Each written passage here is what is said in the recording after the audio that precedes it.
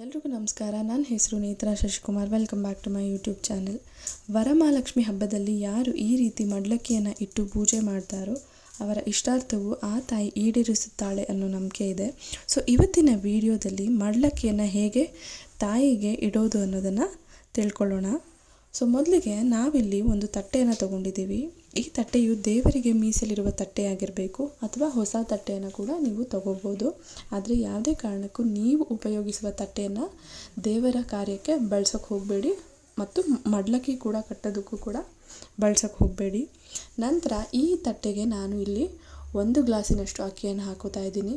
1 ಗ್ಲಾಸಿನಷ್ಟು ಅಕ್ಕಿಯನ್ನು ಹಾಕ್ಕೊಂಡ ನಂತರ ನಾನು ಕೈಯಲ್ಲಿ 4 ಹಿಡಿ ಅಕ್ಕಿಯನ್ನು ಹಾಕೋತಾ ಇದ್ದೀನಿ.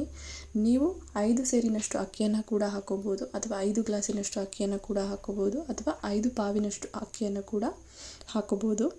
ಈ ರೀತಿ ಅಕ್ಕಿಯನ್ನು ಹಾಕೊಂಡ ನಂತರ ಅದನ್ನು ಸಮನಾಗಿ ಹರಡ್ಕೊಳ್ಳಿ. ಇದನ್ನು ನೀಟಾಗಿ ಸಮನಾಗಿ ಹರಡ್ಕೊಂಡ ನಂತರ ನಾನಿಲ್ಲಿ 2 ವೀಳ್ಯದೆಲೆನ ತೊಗೊಂಡಿದ್ದೀನಿ. ಅದನ್ನು ಕೂಡ ತಟ್ಟೆಯಲ್ಲಿ ಇಟ್ಕೊಳ್ಳಿ. ಇದಾದಮೇಲೆ ಇದಕ್ಕೆ ಅಡಿಕೆಯನ್ನು ಇಟ್ಕೋಬೇಕಾಗುತ್ತೆ. ನಿಮ್ಮಲ್ಲಿ ನಾರ್ಮಲ್ ಆಗಿ ಸಿಗುವ ಅಡಿಕೆ ಸಿಕ್ಕರೆ ಅದನ್ನೇ ಇಟ್ಕೊಳ್ಳಿ ಅಥವಾ ಬಟ್ಲು ಅಡಿಕೆ ಏನಾದರೂ ಸಿಕ್ಕಿದ್ರೆ ಅದನ್ನು ಇಟ್ಕೊಳ್ಳಿ, ಯಾಕಂದರೆ ತುಂಬಾ ಶ್ರೇಷ್ಠ. ಅದನ್ನು ಇಟ್ಕೊಂಡ ನಂತರ ನಾನಿಲ್ಲಿ ಅರಿಶಿಣದ ಕೊಂಬನ್ನು ತೊಗೊಂಡಿದ್ದೀನಿ. ನಾನು ಇಲ್ಲಿ 2 ಅರಿಶಿಣದ ಕೊಂಬನ್ನು ಇಟ್ಕೋತಾ ಇದ್ದೀನಿ.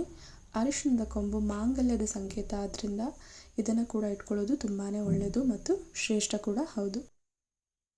ನಂತರ ಇದಕ್ಕೆ ನಾವು ದಕ್ಷಿಣೆಯನ್ನು ಇಟ್ಕೋಬೇಕಾಗತ್ತೆ. ನೀವು ₹1 ದಕ್ಷಿಣೆ ಕೂಡ ಇಟ್ಕೊಬೋದು, ₹11, ₹21 ಅಥವಾ ₹51 ಅಥವಾ ₹101 ಈ ರೀತಿ ನಿಮಗೆ ಕೈಲಿ ಎಷ್ಟಾಗುತ್ತೋ ಅಷ್ಟು ದಕ್ಷಿಣೆಯನ್ನು ಕೂಡ ನೀವು ಇಟ್ಕೋಬೋದು. ನಂತರ ದಕ್ಷಿಣೆಯನ್ನು ಇಟ್ಕೊಂಡ ನಂತರ ನಾನಿಲ್ಲಿ ಅರಿಶಿನ ಕುಂಕುಮದ ಪ್ಯಾಕೆಟನ್ನು ಇಟ್ಕೋತಾ ಇದ್ದೀನಿ.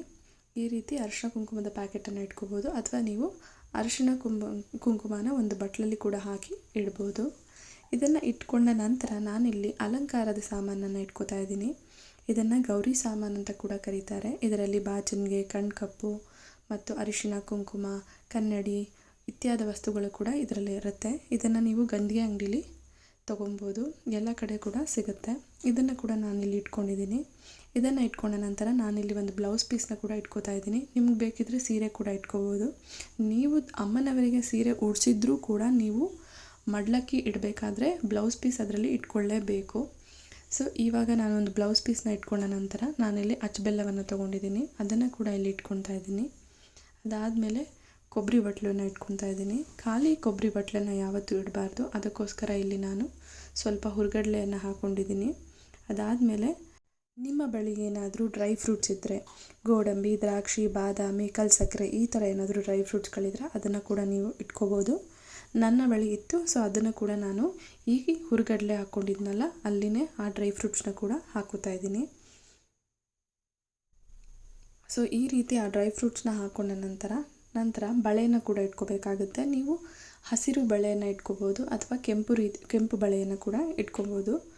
6 ಬಳೆ ಅಥವಾ 12 ಬಳೆ, ಅರ್ಧ ಡಜನ್ ಬಳೆ ಅಥವಾ 1 ಡಜನ್ ಬಳೆಯನ್ನು ಇಟ್ಕೋಬೇಕಾಗುತ್ತೆ. ನಾನಿಲ್ಲಿ ಹಸಿರು ಬಳೆ ಅರ್ಧ ಡಜನ್ ಅಂದರೆ 6 ಬಳೆಯನ್ನು ಇಟ್ಕೋತಾ ಇದ್ದೀನಿ. ನಂತರ ನಾವು ಒಂದು ತೆಂಗಿನಕಾಯಿನ ಕೂಡ ಇಟ್ಕೋಬೇಕಾಗುತ್ತೆ.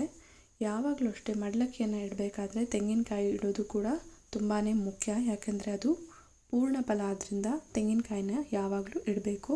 ಸೊ ನಾನಿಲ್ಲಿ ಒಂದು ತೆಂಗಿನಕಾಯಿನ ಕೂಡ ಇಟ್ಕೋತಾ ಇದ್ದೀನಿ. ನಂತರ ಇಲ್ಲಿ ಹಣ್ಣುಗಳನ್ನು ಕೂಡ ಇಟ್ಕೋಬೇಕಾಗುತ್ತೆ.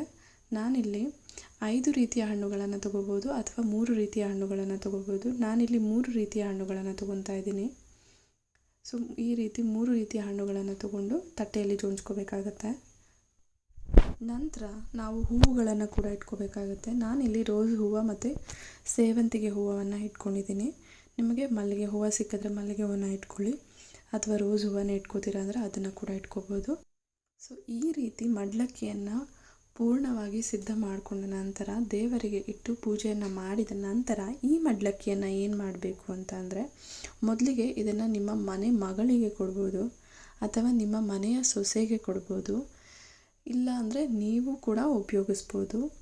ಇಲ್ಲ ಅಂತ ಅಂದರೆ ಇದನ್ನು ನೀಟಾಗಿ ಪ್ಯಾಕ್ ಮಾಡಿಕೊಂಡು ನಿಮ್ಮ ಮನೆ ಹತ್ತಿರ ಇರುವ ಹೆಣ್ಣು ದೇವರಿಗೆ ಇದನ್ನು ಕೊಡ್ಬೋದು. ಈ ವರಮಹಾಲಕ್ಷ್ಮಿ ಹಬ್ಬವು ಎಲ್ಲರಿಗೂ ಒಳ್ಳೇದು ಮಾಡಲಿ ಅಂತ ನಾನು ಕೂಡ ಆಶಿಸ್ತಾ, ಈ ವಿಡಿಯೋ ನಿಮಗೇನಾದರೂ ಇಷ್ಟ ಆಗಿದ್ದರೆ ಅಥವಾ ಹೆಲ್ಪ್ಫುಲ್ ಅನಿಸಿದ್ರೆ ಲೈಕ್ ಮಾಡಿ, ಶೇರ್ ಮಾಡಿ, ಸಬ್ಸ್ಕ್ರೈಬ್ ಮಾಡಿ. Thank you for watching.